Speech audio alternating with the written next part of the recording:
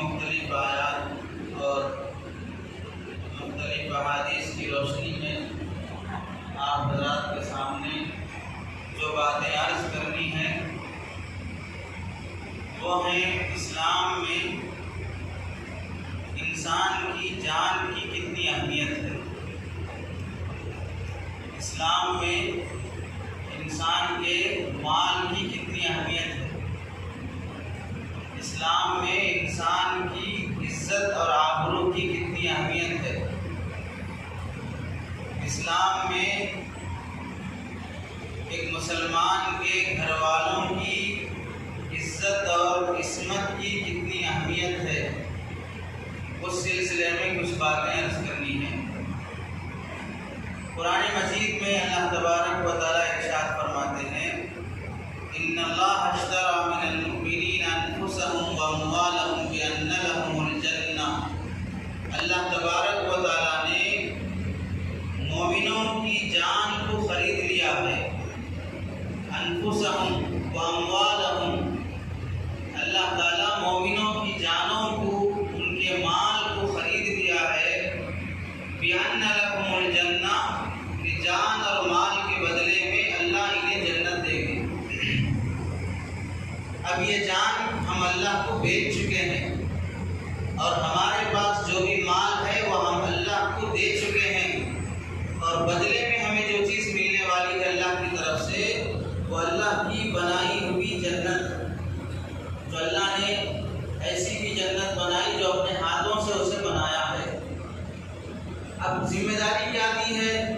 جان دے دیے، اللہ کو مال دے دیے اور اس کے بدلے میں جنت لے لیے ہیں، اللہ جنت دے گا۔ اب کرنا کیا ہے مسلمان کو؟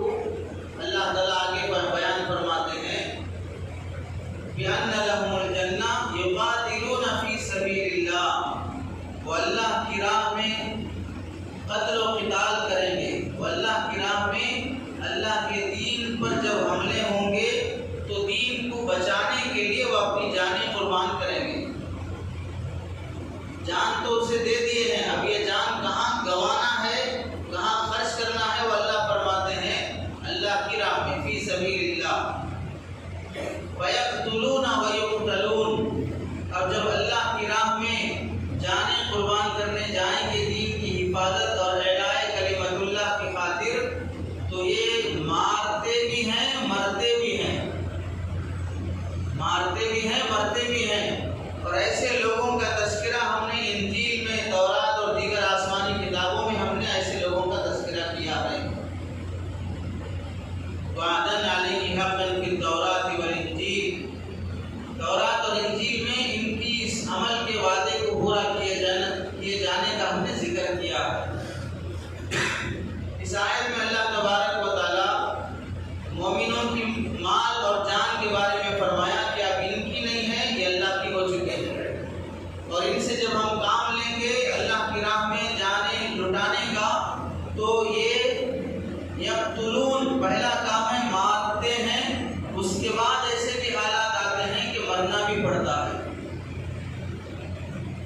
دوسری آیت میں اللہ تبارک و تعالیٰ ارشاد فرماتے ہیں وَلَا تَقُولُوا لِمَن يُقْتَلُ فِي سَبِيلِ اللَّهِ أَمْوَاتٌ بَلْ أَحْيَاءٌ وَلَٰكِن لَّا تَشْعُرُونَ، جو اللہ کی راہ میں قتل کیے جاتے ہیں، مارے جاتے ہیں، انہیں تم مردہ نہ کہو، انہیں تم مردہ نہ کہو، وَلَا تَقُولُوا لِمَن يُقْتَلُ فِي سَبِيلِ اللَّهِ أَمْوَاتٌ، بلکہ وہ زندہ ہیں، تم ان کی زندگی کو پہچان نہیں سکتے، وہ کیسے زندہ ہیں تم انہیں سمجھ نہیں سکتے، بہرحال وہ زندہ ہیں۔ اور ایک حدیث اور ایک جگہ اللہ تبارک و تعالیٰ ارشاد فرماتے ہیں وَأَعِدُّوا لَهُم مَّا اسْتَطَعْتُم مِّن قُوَّةٍ، دشمن جو تمہاری جان پر حملہ کرنے آیا ہو، تمہارا مال لوٹنے کے لیے آیا ہو، تمہارے دین پر حملہ کر رہا ہو، اپنی جان، اپنا مال، اپنا دین اور اپنے گھر والوں کی عزت بچانے کے لیے جو تم تیاری کر سکتے ہو تیاری کرو،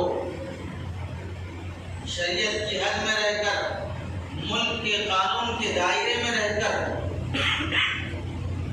تم جیسی تیاری کر سکتے ہو ویسی تیاری کرنا تم پر فرض اور واجب ہے۔ حدیث پاک میں اللہ کے نبی صلی اللہ علیہ وسلم المؤمن القوی خیر من المؤمن الضعیف، طاقتور مسلمان بہت بہتر ہے اللہ اور اس کے رسول کی نگاہ میں کمزور مسلمان سے۔ اللہ تعالیٰ کمزور مسلمانوں کو پسند نہیں کرتے ہیں، اللہ کے نبی کمزور مسلمانوں کو پسند نہیں کرتے ہیں۔ مسلمان طاقتور ہونا چاہیے، مسلمان شجاعت مند بہادر ہونا چاہیے۔ بزدلی، کم ہمتی، پست ہمتی، جلدی اپنے آپ کی ہار مان لینا، یہ کبھی اسلام پسند نہیں کرتا ہے۔ ایمان اور جبن، بزدلی کبھی جمع نہیں ہو سکتے۔ ایک مومن ہے اور اس کے اندر بزدلی ہے، کم ہمتی ہے، تو وہ آدمی کبھی کامل مسلمان نہیں ہو سکتا ہے۔ اللہ کے نبی صلی اللہ علیہ وسلم کی دعاؤں میں ہے اللہم انی اعوذ بک من الجبن والبخل، اے اللہ میں آپ سے بزدل بننے سے پناہ چاہتا ہوں، اے اللہ میں آپ سے بخیل بننے سے پناہ چاہتا ہوں، مجھے کبھی بخیل ہونے مت دیجیے اور مجھے کبھی بزدل ہونے مت دیجیے۔ مدینے میں ایک مرتبہ اچانک سے کہیں آوازیں آنے لگی، لوگوں میں شور مچ گیا کہ دشمن حملہ کرنے کے لیے مدینے کے باہر کھڑا ہوا ہے۔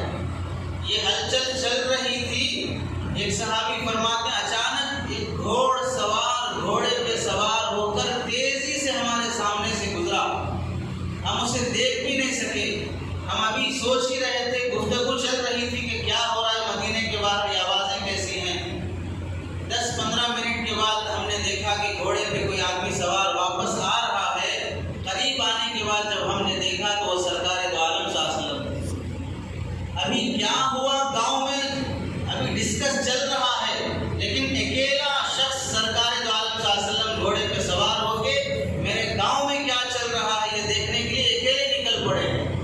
یہ ہمت اور بہادری کی بات ہے۔ اللہ کے نبی صلی اللہ علیہ وسلم کے پاس اس وقت کا مشہور پہلوان اللہ کے نبی سے مقابلہ کرنے کے لیے آیا کہ اگر تم اللہ کے رسول ہو تو مجھ سے کشتی لڑ کے دکھاؤ۔ اللہ کے نبی راتوں میں تہجد پڑھنے والے، لمبا قیام کرنے والے، نفلیں پڑھنے والے، کثرت سے روزہ رکھنے والے، نبی کے برابر کوئی عبادت نہیں کر سکتا۔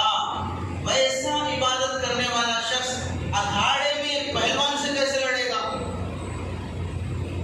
جو پہلی صف میں مسلح پہ رہتا ہو وہ شخص جا کے کیسے اکھاڑے میں ایسے پہلوان سے جس سے پورا گاؤں ہار چکا ہو؟ اللہ کے نبی صلی اللہ علیہ وسلم نے کہا ٹھیک ہے آ جاؤ۔ وہ اس پہلوان کا مقابلہ کوئی نہیں کر سکتا، اس سے اللہ کے نبی مقابلہ کر رہے ہیں۔ ایک بار، 2 بار، 3 بار اسے اٹھا کے ہاتھوں پہ زمین پہ بچاڑا۔ وہ خود حیران رہ گیا کہ ایسے اٹھا لیتا ہے جیسے کوئی بچے کو اٹھا رہا ہو، اور پھر غصے میں آ کے اللہ کے نبی صلی اللہ علیہ وسلم اسے پٹک نہیں دیتے ہیں کہ ہڈی پسلی ایک ہو جائے، اٹھاتے ہیں ایسے ہلکے جیسے کوئی ہلکی سی چیز اٹھا رہے ہوں، اور جب رکھتے ہیں تو ایسے رکھ رہے ہیں جیسے کوئی ماں اپنے بچے کو سلا رہی ہو۔ دل میں رحم اور نرمی بھی ہے اور سامنے والے کو اپنی بہادری اور طاقت بھی دکھانا ہے۔ جب اس نے دیکھا تو فوراً وہ پہلوان کلمہ پڑھ کے مسلمان ہوا۔ تو مومن کبھی بزدل نہیں ہو سکتا، مومن کبھی ہمت ہارتا نہیں ہے۔ آخری لمحے تک اللہ کے نبی صلی اللہ علیہ وسلم کے پاس ایک صحابی آئے، مسلم شریف کی روایت ہے، آ کے پوچھنے لگے یا رسول اللہ ایک آدمی میرا مال چھیننا چاہتا ہے، میں اسے دے دوں اپنا مال؟ اللہ کے نبی نے فرمایا ہرگز مت دو، وہ اگر میں اسے مال نہیں دیا تو وہ مجھے قتل کر دے گا، میں کیا کروں؟ اللہ کے نبی نے فرمایا تم بھی لڑو اپنے مال کی خاطر۔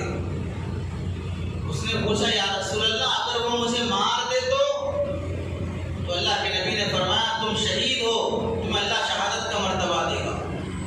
پھر اس نے پوچھا یا رسول اللہ اگر میں اسے مار دیا تو اللہ کے نبی صلی اللہ علیہ وسلم نے فرمایا اگر تم نے اسے مار دیا تو وہ جہنم میں جائے گا، تم نے اگر اسے مار دیا تو وہ جہنم میں جائے گا۔ اللہ کے نبی صلی اللہ علیہ وسلم نے مسلمان کی جان، مسلمان کا مال، مسلمان کی عزت، مسلمان کا دین، مسلمان کے گھر والے، اس کی بہو بیٹیاں، اس کی بیوی اور اس کی ماں کی عزت کی حفاظت، اور مسلمان کے ذمے دوسرے مسلمان کی حفاظت، یہ سب اللہ کے نبی صلی اللہ علیہ وسلم نے واجب فرمایا ہے۔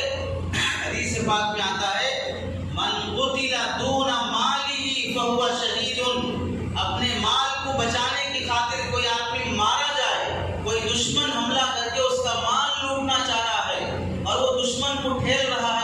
دفاع کر رہا ہے، اسے اپنے مال کے بچانے کی کوشش کر رہا ہے، اس کوشش میں دشمن نے اسے مار دیا، اللہ کے نبی فرماتے ہیں اس کی جان مفت میں نہیں گئی ہے، اللہ اسے شہید کا مرتبہ دیں گے، آخرت میں یہ شہیدوں میں شمار ہوگا۔ مال کی کیا حیثیت ہے؟ مال آج چلا گیا، محنت کر کے ہم کما سکتے ہیں، مال کمانے میں انسان کا اختیار ہے، المال غاد وراح، مال صبح آتا ہے شام چلے جاتا ہے، شام آتا ہے صبح چلے جاتا ہے، کل تک کرسی پہ رہنے والا آج کرسی سے خالی ہو چکا ہے، اور آج جو کرسیوں پر بیٹھے ہیں کل اللہ ان کی کرسیاں چھین لے گا، یہ مال یہ عہدے باقی رہنے والی چیز نہیں ہے، ایسے معمولی مال کی حفاظت کی بھی اللہ نے ذمہ داری رکھی ہے، تمہارا مال کوئی معمولی چیز نہیں، اپنے مال کی حفاظت کرو، یہاں تک حکم فرمایا کہ اگر تم نماز کی حالت میں ہو اور تمہارے سامنے تمہارے مال کی پیکٹ پرس رکھا ہوا ہے، اس میں اگر 100-200 روپے بھی رکھے ہوئے ہیں، کوئی چور اسے اٹھا کے لے جا رہا ہے، اس وقت تمہیں اجازت ہے کہ اپنی نماز توڑو اور اپنی پرس اور اپنی پیکٹ بچاؤ، یہ شریعت کا حکم ہے، یہ شریعت کا مسئلہ ہے، تمہاری مال کی عزت اور حفاظت کرنا خود تمہاری ذمہ داری ہے، تمہیں نماز تک بھی چھوڑنے کی اجازت دی گئی کہ نماز کی حالت میں اگر کوئی تمہارا مال لوٹ رہا ہو تو تم اسے چھوڑو، تم اپنی نماز چھوڑو اور اسے لو پہلے، اور اپنی ماں کی حفاظت کرو، پھر اس کے بعد سکون سے نماز پڑھو۔ ظاہر سی بات ہے اگر کوئی پرس لے جا رہا ہے اور آپ بڑے خشوع سے کھڑے ہیں، کون ایسا خشوع سے پڑھنے والا ہوگا کہ اس کے سامنے سے اس کا موبائل چوری ہو رہا ہے اور یہ صاحب بڑی توجہ سے اللہ کی طرف لگے، پورا دھیان ادھر رہے گا، ایسی نماز جو تم چور کی طرف لگا کے رکھے، ایسا دماغ جو تم اس کے اپنے پرس کی طرف لگا کے رکھے، اس سے بہتر تو کہ جا کے پرس لا لو، اپنی جیب میں رکھو اور سیدھے نماز پڑھو، سلیقے سے نماز پڑھو۔ تو مال جیسی معمولی چیز کے لیے بھی اللہ کے نبی صلی اللہ علیہ وسلم نے فرمایا اس کی حفاظت کرو۔ مال سے بھی بڑی چیز آگے مسلمان کی جان، اللہ کے نبی صلی اللہ علیہ وسلم نے فرمایا من قتل دون دمہ فهو شہید، اپنی جان بچانے کے لیے کوئی مارا جائے، کوئی اس پر حملہ کرنے کے لیے آ رہا ہے، کوئی اس پر لاٹھی چارج کر رہا ہے، کوئی اس سے موب لنچنگ کر رہا ہے اور کوئی اسے گھیرا کر کے مار رہا ہے، ایسے موقع پر تمہیں بزدل بننے کے بجائے، نامرد بننے کے بجائے، تم اپنے آپ کو کوئی کمزور چونٹی دکھانے کے بجائے ایسے موقع پہ صبر کرنا کوئی اسلام کی علامت نہیں ہے، ایسے موقع پر اپنی دم دبا کے رہنا کوئی بہادری کی بات نہیں ہے، ہم صبر کر لیں گے، یہ اس صبر کی اسلام میں اجازت نہیں ہے، نہ اسلام میں اجازت ہے، نہ ہمارا سیکولر ملک اسے اجازت دیتا ہے، قانون اسے اجازت دیتا ہے کہ کوئی تمہیں مارنے کے لیے آئے تو تم ڈیفنس میں اپنا دفاع کر سکتے ہو، اپنی جان بچا سکتے ہو، یہاں تک حکم دیا گیا کہ یہ جان جب اللہ تم سے خرید چکا ہے تو یہ جان خود تم بھی نہیں لے سکتے، اپنے ہاتھوں سے تم اپنا گلا نہیں کاٹ سکتے، اپنے ہاتھوں سے اپنے ہاتھ کی رگیں تم نہیں کاٹ سکتے، کیوں؟ یہ جان تمہاری نہیں ہے، جان لینے کا خود اس انسان کو بھی حق نہیں ہے کیونکہ اب تمہاری یہ جان نہیں ہے، جب میری جان خود میں نہیں لے سکتا تو کون ہوتا ہے میری جان لینے والا؟ میری جان پر خود میرا اختیار نہیں ہے تو کوئی 4 گنڈے گھیرا کر لے اور میری جان لینے کے لیے آئے تو میں کیوں دوں اپنی جان؟ آگے اگر کوئی اپنی جان کی خاطر بھوکا اور پیاسا ایسی مجبوری میں آ گیا کہ اسے بھوک اور پیاس کی حالت میں جان نکلنے کو ہے، اگر وہ نہیں کھائے گا کچھ بھی تو اس کی جان چلی جائے گی، تو شریعت حکم دیتی ہے کھانے کے لیے اگر تمہیں خنزیر مل جائے، کھانے کے لیے تمہیں اگر کسی کی ڈیڈ باڈی مل جائے، کھانے کے لیے تمہیں کوئی مردار جانور مل جائے، کھانے کے لیے اگر تمہیں شراب بھی مل جائے، وہ بھی تم کھا کے اپنی جان بچاؤ، تمہاری جان بچانا ضروری ہے، تمہاری جان کی بڑی اہمیت ہے، خنزیر کھانا حرام ہے لیکن اس حرام کو بھی اللہ تعالیٰ نے تھوڑی دیر کے لیے تمہاری جان کی خاطر حلال کر دیا، مردار کھانا حرام ہے لیکن اس مردار کو بھی اللہ نے تھوڑی دیر کے لیے حلال کر دیا کہ تمہاری جان بچنا فرض ہے، اپنی جان بچاؤ۔ تو انسان کی جان کی کتنی اہمیت ہے کہ وہ خود اپنی جان بھی نہیں لے سکتا اور اس کی جان کوئی دوسرا لینے کا بھی حق نہیں رکھتا، وہ خود اگر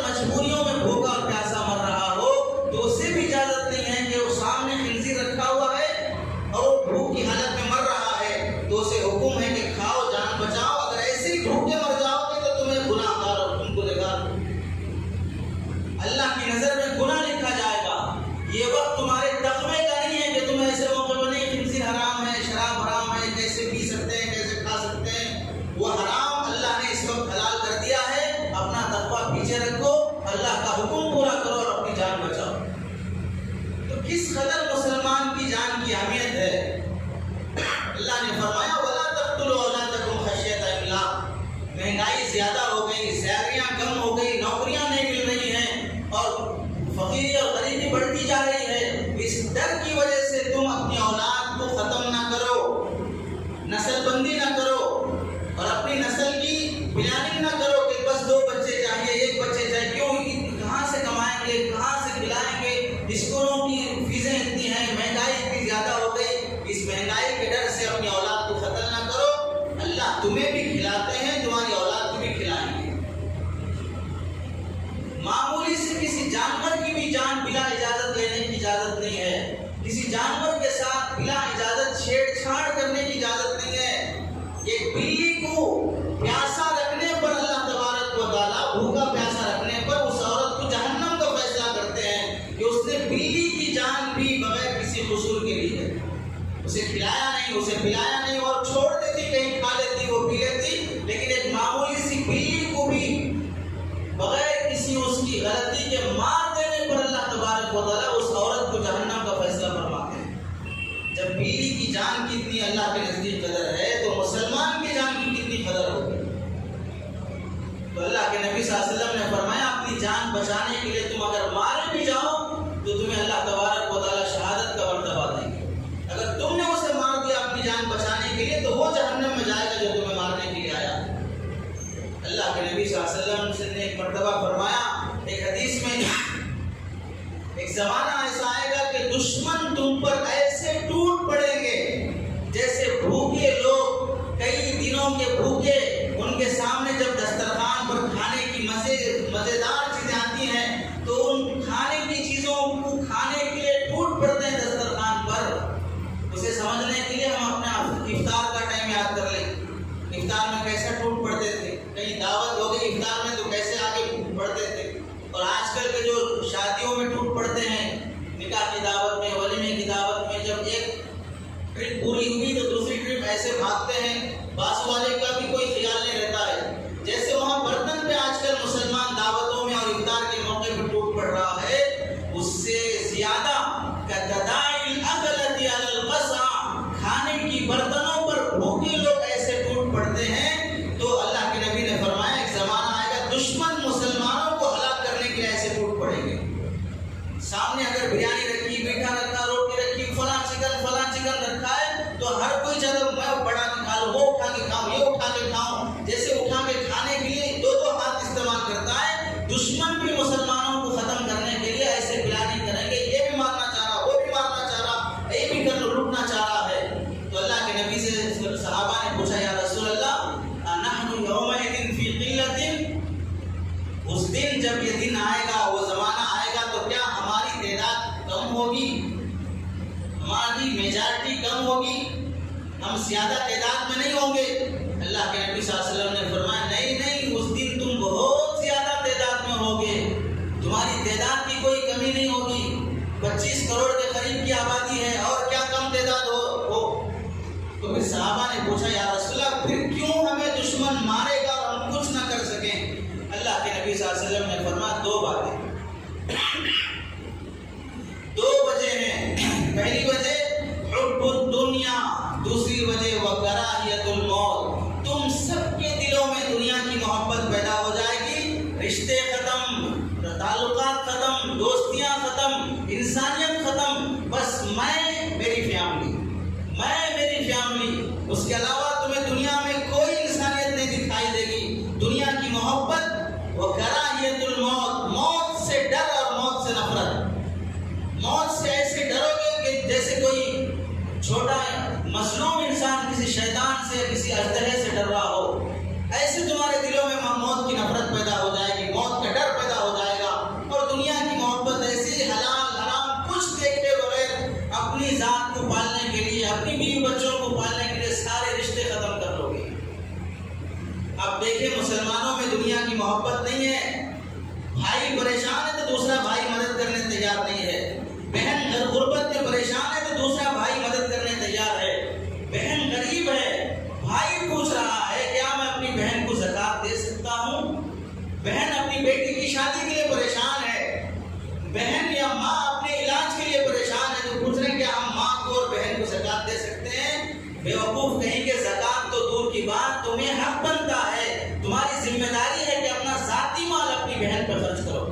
اپنا ذاتی مال اپنی ماں پہ خرچ کرو. پرانے زمانے میں ہم نے دیکھا، ہمارے ساتھ بھی ہوا، ہم اپنے ماموں کے گھر جاتے، ہم خالہ کے گھر جاتے تو ماموں اپنی بہن سے اتنا محبت کرتے کہ اسے گھر سے لے کر بس اسٹینڈ تک اپنی بہن کو چھوڑنے کے لیے آ رہا اور بس میں بٹھا کے بس کا ٹکٹ دیتا ہے. آپ نے بھی دیا ہوگا، آپ نے بھی دیکھا ہوگا، بہن کو جب گھر سے جب رخصتی کرتے ہیں بس کا ٹکٹ بھی دیتے ہیں. وہ محبت ہوتی تھی بھائیوں میں بہن کی خاطر. اور آج بہنیں گھر کو آئیں، آج رشتے دار گھر کو آئیں تو کیا ان کے دلوں میں، ان کے لیے ہمارے دلوں میں محبت ہے؟ بہن کا حق دینے کے لیے تیار نہیں ہے. تو اللہ کے نبی صلی اللہ علیہ وسلم نے فرمایا کہ دنیا کی محبت اور موت سے نفرت جب شروع ہو جائے گی تو یہ انسان بزدل بنتا جائے گا. تو 4 مسلمان مزدور اور 2 گنڈے 4 مسلمانوں کو گھیر کے مار رہے ہیں، پٹائی کر رہے ہیں اور جھوٹا الزام لگا رہے ہیں کہ تم گوشت کھا رہے تھے، حالانکہ وہ سبزی کھا رہے تھے، ترکاری کھا رہے تھے. اور 2 آدمی مل کے 4 کو مار رہے ہیں اور 4 مار کھا رہے ہیں. دفاع نہیں کر سکتے ہیں، اپنا بچاؤ نہیں کر پا رہے ہیں، 2-4 مکہ بازی نہیں کر سکتے اور مار کھا رہے ہیں، ہاتھ جوڑ رہے ہیں. یہ کیسی بزدلی مسلمان میں پیدا ہو گئی؟ اصل نقصان ان مسلمانوں کا یہ نہیں ہے کہ کوئی دوسرے اس پر حملہ کر رہا ہے. سب سے بڑا نقصان اور کمزوری یہ ہے کہ مسلمان اندر سے کمزور ہوتا جا رہا ہے، اندر سے وہ بزدل بنتا جا رہا ہے. حضرت جلیبیب رضی اللہ تعالیٰ عنہ اسلام قبول کر کے آئے، کالے کلوٹے انسان. نکاح کا وقت آیا تو اللہ کے نبی نے فرمایا شادی کیوں نہیں کر لیتے؟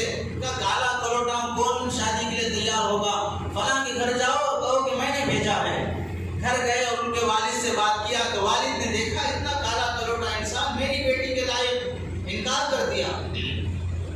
بیٹی نے گھر کے اندر سے کہا کہ ابا جان جو آیا ہے وہ تو کالا کلوٹا ہے، اسے چھوڑ دیجئے، لیکن جس نے بھیجا ہے وہ کون ہے اسے دیکھیے.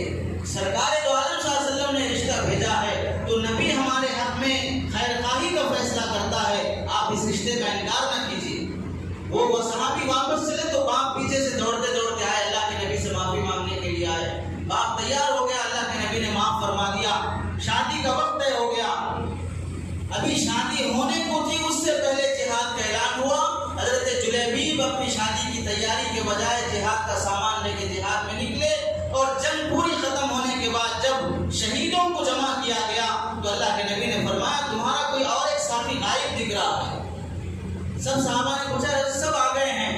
اللہ کے نبی نے پوچھا فرمایا دیکھو کوئی اور ایک نظر نہیں آ رہا. جب تلاش کیا گیا تو حضرت جلیبیب بھی شہیدوں کی صف میں پڑے ہوئے تھے، وہاں سے اٹھا کے لایا گیا. اللہ کے نبی کی آنکھوں سے آنسو جاری تھے اور صحابہ نے فرمایا عرض کیا یا رسول اللہ یہ تو انتقال کر گیا، یہ تو مارا گیا ہے. تو اللہ کے نبی نے فرمایا نہیں، اس کے آس پاس کتنے کافر پڑے تھے، 7 کافروں کی لاشیں تھیں. تو اللہ کے نبی نے فرمایا مارا گیا نہیں، مار کے مرا ہے. اللہ کے نبی نے فرمایا 7 کافروں کو مار کے مرا ہے. اس کی ہمت کی داد دی اللہ کے نبی صلی اللہ علیہ وسلم نے. مر گیا نہیں، اس کے آس پاس لاشیں دیکھو اس نے کتنے لوگوں کو مارا ہے. ایک مسلمان کی جان گئی لیکن اس نے 7 کی جان لیا ہے، 7 کو جانا پہنچایا ہے. تو مسلمان بزدل نہیں ہو سکتا.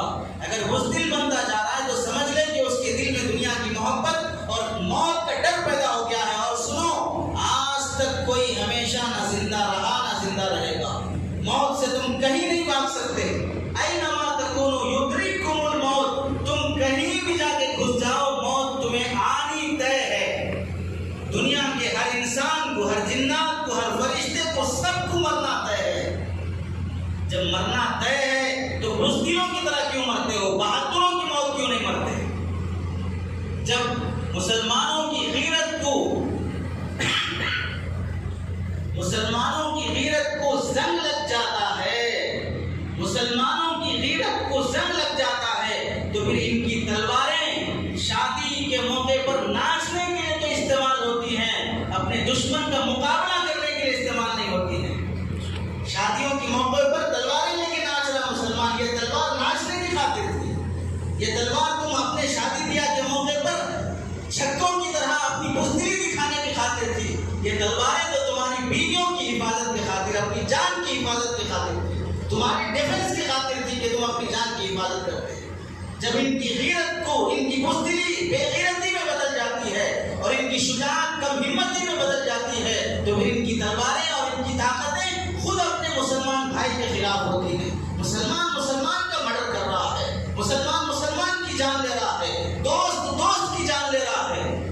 قتل کرنا، مرڈر کرنا پیسے کی خاطر، انا کی خاطر، اپنی بے غیرتی میں آ کر کسی کو بھی نہیں دیکھ رہا، رشتہ دار کو قتل کرتے جا رہا ہے.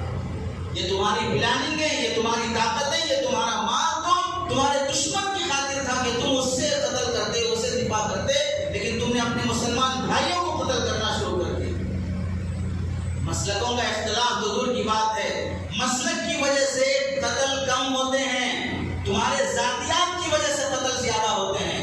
کون سا دیوبندی کون سے بریلوی کو ختم کیا ہے، کون سا اہل حدیث کون سے قادیانی کو قتل کیا ہے. مسلک کی وجہ سے جھگڑے زیادہ نہیں ہوتے ہیں، تمہاری ذاتیات کی وجہ سے جھگڑے زیادہ ہوتے ہیں. تمہارے زمین کا جھگڑا، تمہارے پیسے کا جھگڑا، تمہارے پارٹنرشپ کا جھگڑا، تمہارے وراثت کا جھگڑا، ان جھگڑوں کی وجہ سے مسلمان متحد نہیں ہو پا رہا ہے اور بدنام مسلک کو کر رہا ہے اور بدنام مولویوں کو کر رہا ہے کہ یہ مولوی اتنے مسلکوں میں بٹے ہیں، اتنے فرقوں میں بٹے ہیں. یہ فرقوں میں بٹے ہوئے لوگ کون کس کے خلاف کیس کر رہا ہے؟ تمہارے زمین کے کیس عدالتوں میں زیادہ چل رہے ہیں یا مسلکوں کے کیس زیادہ چل رہے ہیں؟ تمہارے اپنے پراپرٹیوں کے کیس زیادہ عدالتوں میں چل رہے ہیں یا مسلکوں کے کیس زیادہ چل رہے ہیں؟ اپنی مطلب پرستی کا، اپنی ذاتیات کا، اپنی دنیا پرستی کے مسلک زیادہ ہیں اور بدنام کر رہے ہیں دین اور شریعت. اور بدنام کیا جا رہا ہے علماء کو. تو اللہ کے نبی صلی اللہ علیہ وسلم نے فرمایا حب دنیا، دنیا کی محبت اور موت کا ڈر جب تمہارے دلوں میں پیدا ہو جائے گا تو سمجھ لو تمہارے اوپر دشمن ایسے ٹوٹ پڑے گا جیسے بھوکا کھانے پہ ٹوٹ پڑتا ہے. اس واسطے مسلمانوں اپنی جان کی حفاظت کرنا تم پہ فرض ہے. تم بزدل قوم نہیں ہو. ایک محمد بن قاسم ہندوستان کو فتح کرنے چلا تھا، ایک اکیلا ٹیپو سلطان انگریزوں سے مقابلہ کرنے چلا تھا، ایک محمد بن قاسم، ایک صلاح الدین ایوبی پورے فلسطین کو فتح کرنے چلا تھا. اللہ نے اس کے ہاتھ میں کامیابی عطا فرمائی اور بیت المقدس اس کے قدموں میں دیا.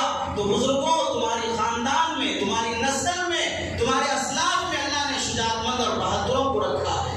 تم بزدلوں کی اولاد نہیں ہو، تم کم ہمت نہیں ہو، تم گیدڑ اور لومڑی کی طرح مرنے والے نہیں ہو. تم وہ قوم ہو جو دریاؤں میں اپنے گھوڑے دوڑائے ہیں. تم وہ قوم ہو جو جنگل کے درندوں سے خطاب کر کے وہاں سے جنگل خالی کروایا ہے. تم وہ قوم ہو جو اپنی کشتیوں کو جلا کر دشمن سے جب تک اس کی ہار نہیں منوائی اور اپنا لوہا نہیں منوایا اس وقت تک تم نے اپنی جانوں کو فرصت میں نہیں ڈالا. تم ایسی قوم اور بزدل بن کے مرنا چاہتے ہو.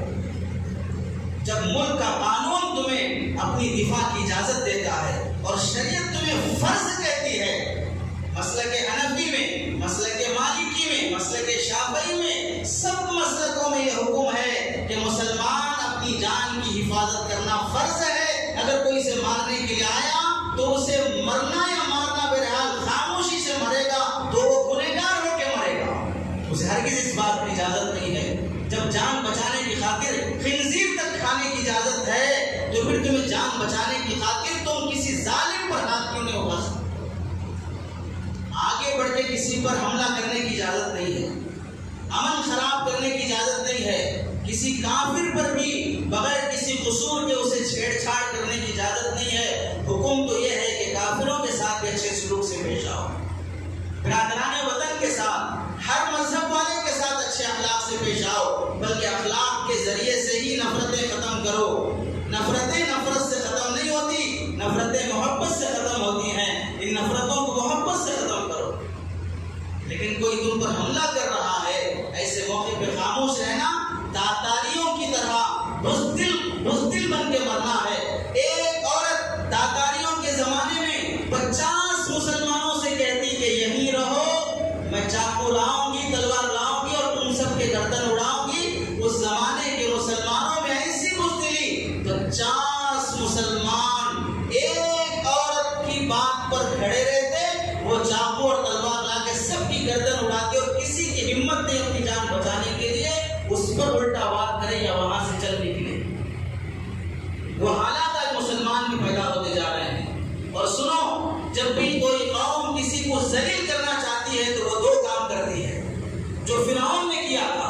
اللہ تعالیٰ نے قرآن مجید میں میں فرمایا وَإِذْ نَجَّيْنَاكُم مِّنْ آلِ فِرْعَوْنَ يَسُومُونَكُم سُوءَ الْعَذَابِ يُذَبِّحُونَ أَبْنَاءَكُمْ وَيَسْتَحْيُونَ نِسَاءَكُم۔ یاد کرو وہ وقت جب اللہ نے تمہیں بنی فرعون سے نجات دیا تھا، کیا کر رہا تھا فرعون؟ یسومونکم، تمہیں بڑا ستا رہا تھا، تکلیف دے رہا تھا۔ کیا کر رہا تھا؟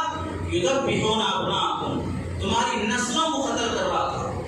دوسرا کام ویستحیون نساءکم، تمہاری بیویوں کے ساتھ کھلواڑ کیا جا رہا تھا، ان کی عزتیں لوٹی جا رہی تھی، اور بنی اسرائیل کی عورتوں کے ساتھ فرعون اور قبطی لوگ انہیں ناجائز تعلقات کر کے ان سے زنا مجبوراً کر رہے تھے۔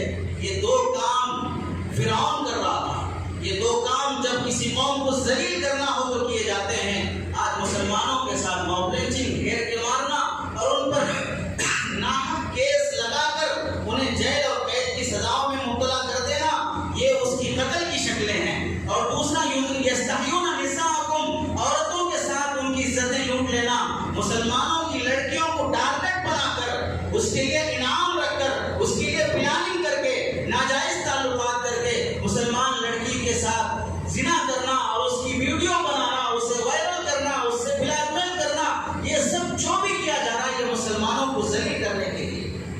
آپ سوچو کہ تم جس بستی میں، جس گلی میں رہتے ہو، اس گلی میں کسی مسلمان کی لڑکی کسی غیر کے ساتھ بھاگ گئی، وہ باپ اس گلی میں سر اٹھا کے چل سکتا ہے؟ اس کا بھائی اس گلی میں کسی دکان پہ جا کے کوئی سودا خرید سکتا ہے؟ وہ غیرت کے مارے ڈوب مرے گا کہ میں جس گلی سے گزر رہا ہوں یہاں میری کیا عزت ہے کہ میری بہن دوسرے کے ساتھ چلی گئی ہے۔ اس کی ہمتیں پست ہو جاتی ہیں۔ یہ دشمن کی چال ہے کہ مسلمان کی کسی کے قوم کو ذلیل کرنا، تو یہ دو کام کرو۔ اور مسلمان سمجھے سوچے بغیر جب قانون اسے اجازت دیتا ہے تو اپنا دفاع کیے بغیر مجبور ہو کے مرتا جا رہا ہے۔ آگے مال کی حفاظت، جان کی حفاظت، آگے عزت کی حفاظت۔ تمہاری بیوی پر، کسی عورت پر، کسی بہن پر کوئی ناجائز تعلقات کر رہا ہو، کوئی اس کی عزت لوٹ رہا ہو، ایسے موقع پر اس مسلمان باپ، بھائی، بیٹے سب کی ذمہ داری، اور جس کی سامنے یہ منظر ہو رہا ہے وہاں کھڑے ہوئے ہر شخص کی ذمہ داری ہے اس مسلمان عورت کی عزت بچانا۔ اور خود اس مسلمان عورت پہ بھی فرض ہے اپنی عزت بچانا، خود اس پہ بھی فرض ہے۔ ایک عورت چار عمروں کا کیا کر سکتی ہے؟ کیا کر سکتی ہے نہیں، تم جہاں مکہ لگا سکتی ہو، جو دانت تم توڑ سکتی ہو، مرنے کی آخری سانس تک تم اپنا دفاع کرتی رہو گی، مجبور ہونے کی اجازت نہیں ہے۔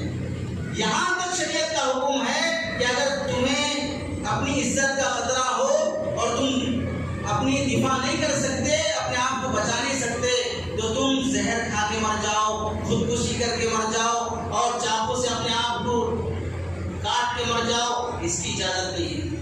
تم اپنی جان نہیں لے سکتے، تمہیں لڑنا پڑے گا، تمہیں سامنے والے سے مقابلہ کرنا پڑے گا۔ میں عزت بچانے کی خاطر خودکشی کر لوں گی، جان دے دوں گی، ہرگز اجازت نہیں ہے۔ بیٹی کی عزت جانے کا خطرہ ہے، باپ کو اجازت نہیں ہے کہ خود اپنی بیٹی کو قتل کر دے کہ میں اپنی بیٹی کی عزت جانا نہیں دیکھ سکتا، اس سے بہتر ہے کہ میں اس کی جان لے لوں، اس کی اجازت نہیں ہے۔ تمہیں جان لینے کی اجازت نہیں، آخری مرحلے تک تمہیں لڑنا پڑے گا۔ تم بزدل قوم نہیں ہو، عزت کی حفاظت کی خاطر۔ حضرت عمر رضی اللہ تعالیٰ عنہ کے زمانے میں مدینے میں چوراستے پر ایک لاش پڑی ہوئی ملی۔ کون قتل کیا، کس نے مار دیا، نہیں معلوم۔ تلاش کرتے کرتے کسی کو پتہ نہیں چلا۔ حضرت عمر رضی اللہ تعالیٰ نے فرمایا ٹھیک ہے دفن کر دو اسے لے جا کے۔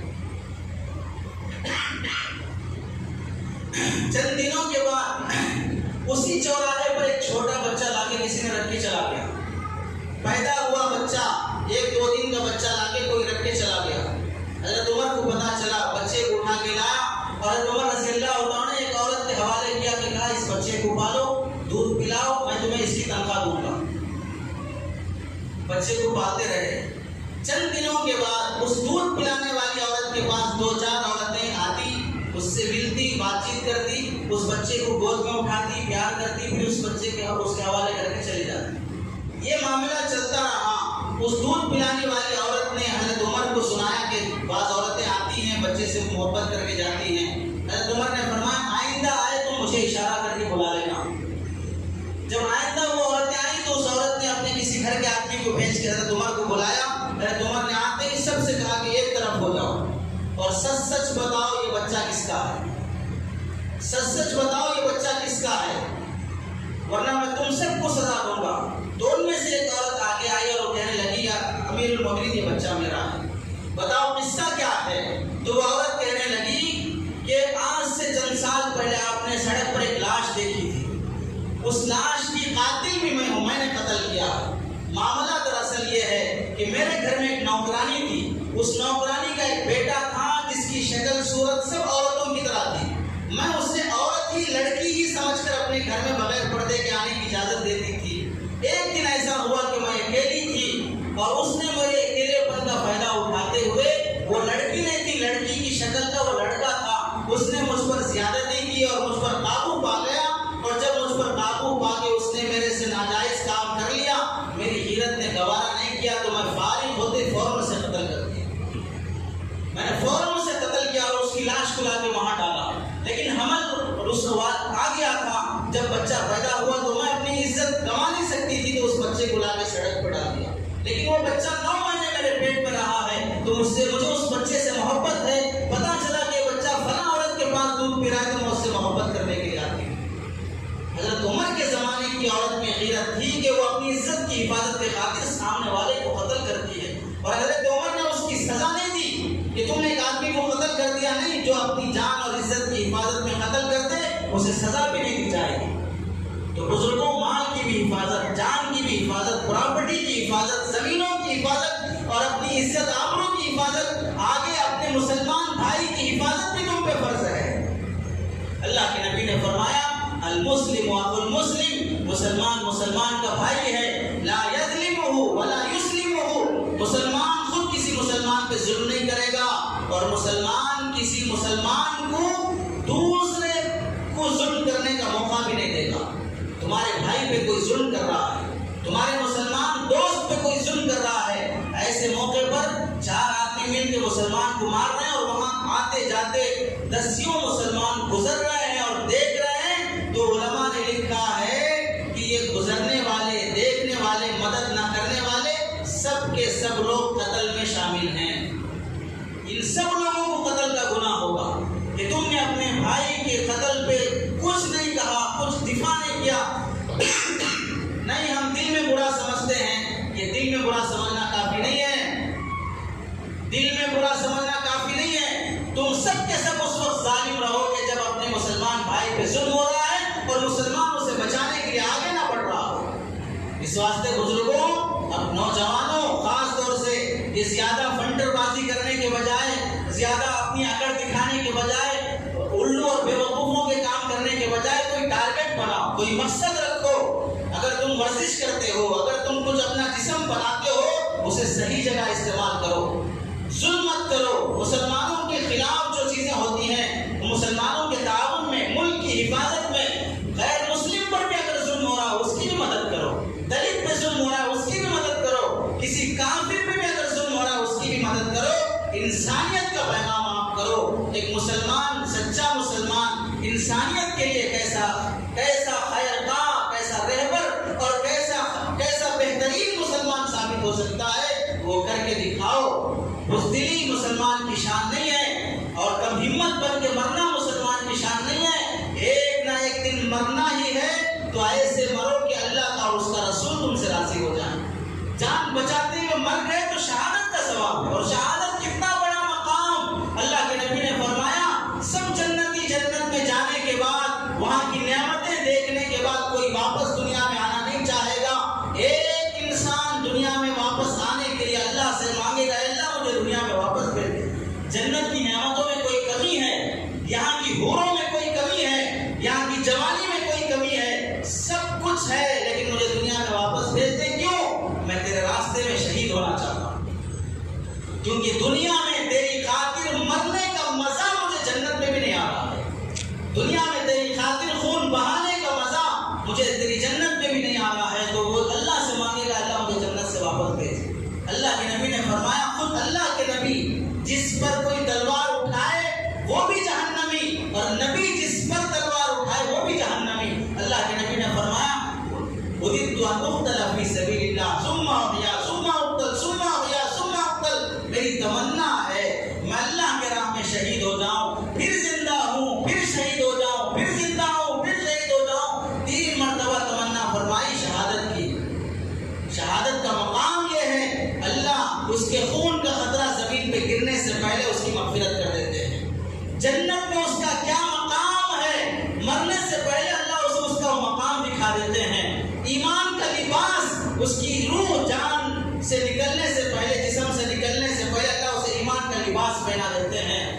فرشتے اسے بشارت دینے کے لیے آتے ہیں. روح نکلنے سے پہلے اللہ تعالیٰ جنت کی بڑی خوبصورت 72 حوروں سے اس کا نکاح فرما دیتے ہیں. 70 رشتے داروں کے بارے میں اللہ اسے سفارش کام دیتے ہیں کہ تم 70 رشتے داروں کے بارے میں سفارش کرو، وہ جہنمی ہیں تو ہم اس کے بارے میں جنت کا فیصلہ کریں گے.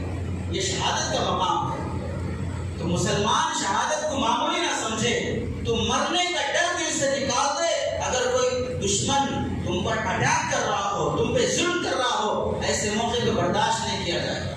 ایسے موقع پہ صبر نہیں کہا جائے گا، اسے صبر نہیں کہا جائے گا، اسے مصلحت نہیں کہا جائے گا، اسے حکمت عملی نہیں کہا جائے گا، اسے بزدلی کہا جائے گا، اسے لومڑیا پن کہا جائے گا، اسے گیدڑ کہا جائے گا، اسے بزدل، اسے صبر نہیں کہا جائے گا. یہ صبر کا وقت نہیں ہے، یہ جواب دہی کا وقت ہے. اس واسطے مسلمانوں اپنی صحت کی بھی حفاظت کرو. الٹی سیدھی چیزیں مت کھاؤ، سڑی ہوئی چیزیں مت کھاؤ، صحت بناؤ اور اس صحت کا صحیح جگہ استعمال کرو. اللہ تبارک و تعالیٰ سے دعا ہے کہ سنی باتوں پر عمل کی توفیق نصیب فرمائے. وآخر دعوانا الحمدللہ.